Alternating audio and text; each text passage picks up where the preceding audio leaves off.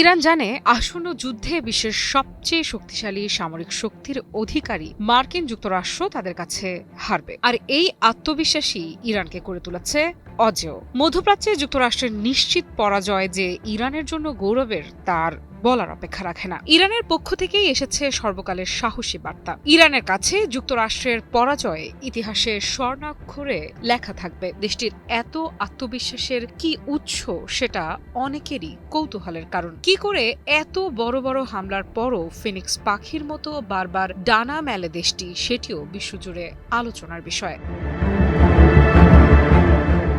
সম্প্রতি new York টাইমসের এক প্রতিবেদনে বলা হয়েছে, ইরানের ভূগর্ভস্থ ক্ষেপণাস্ত্র ঘাঁটিগুলোর অন্তত 90% এখন পুরোপুরি সচল। শুধু সচলই নয়, যুদ্ধের জন্য সম্পূর্ণ প্রস্তুত। মার্কিন গোয়েন্দা কর্মকর্তারা বলছেন, ইরান তাদের ক্ষেপণাস্ত্র নেটওয়ার্ক এমনভাবে তৈরি করেছে যাতে বড় ধরনের বিমান হামলাও মূল অবকাঠামো ধ্বংস করতে না পারে। বিশেষ করে ইমাদ এবং খেইবার শেকানের মতো দূরপাল্লার ক্ষেপণাস্ত্রগুলো রাখা হয়েছে অত্যন্ত সুরক্ষিত মিসাইল সিটিতে। এসব ঘাঁটি শুধু গোপন নয়, যে কোনো মুহূর্তে পাল্টা হামলা চালানোর জন্য প্রস্তুত। আর সবচেয়ে বড় বিষয় হলো, যেসব অংশ ক্ষতিগ্রস্ত হয়েছিল সেগুলোও নাকি খুব দ্রুত মেরামত করছে তেহরান। গোয়েন্দা প্রতিবেদনে বলা হয়েছে, ইরানের কমান্ড ও কন্ট্রোল ব্যবস্থাও এখন আগের চেয়ে বেশি সমন্বিত এবং কার্যকর।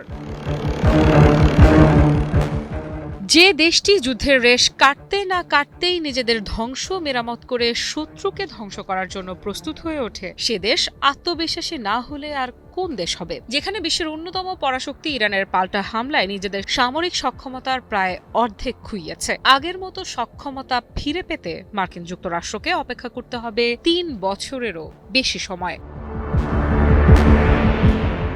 এদিকে পুরো দমে প্রস্তুত ইরানের ভূগর্ভস্থ ক্ষেপণাস্ত্র ঘাঁটি। তাই তো ইরানের সেনাবাহিনীর chief of staff rear admiral Habibullah সাইয়ারি স্পষ্ট কণ্ঠে উচ্চারণ করলেন, ইরানের বিরুদ্ধে যুদ্ধ শুরু করে যুক্তরাষ্ট্র শেষ পর্যন্ত চূড়ান্তভাবে পরাজিত হবে, আর সেই পরাজয় ইতিহাসে লেখা থাকবে স্বর্ণাক্ষরে। সাইয়ারির দাবি, ইরানি জনগণের ঐক্য, সশস্ত্র বাহিনীর সাহসিকতা এবং প্রতিরোধের মনোভাবই যুক্তরাষ্ট্রকে পরাজিত করবে। তার ভাষায়, ইতিহাসে বহু শক্তিশালী সাম্রাজ্যের পতন হয়েছে, আর ইরানের বিরুদ্ধে যুদ্ধ করেও যুক্তরাষ্ট্র একই পরিণতির মুখোমুখি হবে।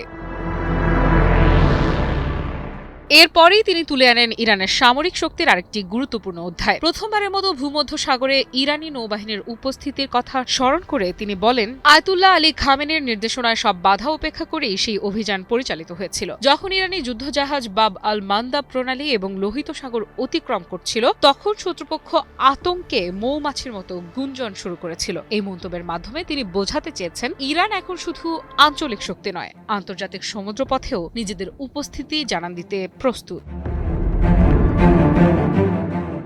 আমি ভরসা রাখি হিরন স্মার্ট ওয়াটার পিউরিফায়ারে। সাইয়ারি তার বক্তব্যে যুক্তরাষ্ট্রের অতীত সামরিক হস্তক্ষেপের কথাও স্মরণ করিয়ে দেন। তিনি বলেন, ভিয়েতনাম থেকে শুরু করে ভেনেজুয়েলা, বিভিন্ন দেশে যুক্তরাষ্ট্র হত্যা, অভ্যুত্থান এবং অন্তর্ঘাতমূলক কর্মকাণ্ড চালিয়েছে নিজেদের স্বার্থে, কিন্তু ইরানের ক্ষেত্রে সেই পরিকল্পনা সফল হবে না বলেও দৃঢ় দাবি করেন তিনি। মধ্যপ্রাচ্যের সংঘাত এখন আর শুধু সীমান্তের লড়াই নয়, এটি হয়ে উঠেছে শক্তির, প্রভাবের এবং টিকে থাকার এক ভয়ঙ্কর ভূ রাজনৈতিক যুদ্ধ। আর সেই যুদ্ধের মঞ্চে ইরান এখন প্রকাশ্যেই বলছে, যুক্তরাষ্ট্রকে হারানোর জন্য তারা সম্পূর্ণ প্রস্তুত। আফ্রিদা ইফরা, নিউজ 24।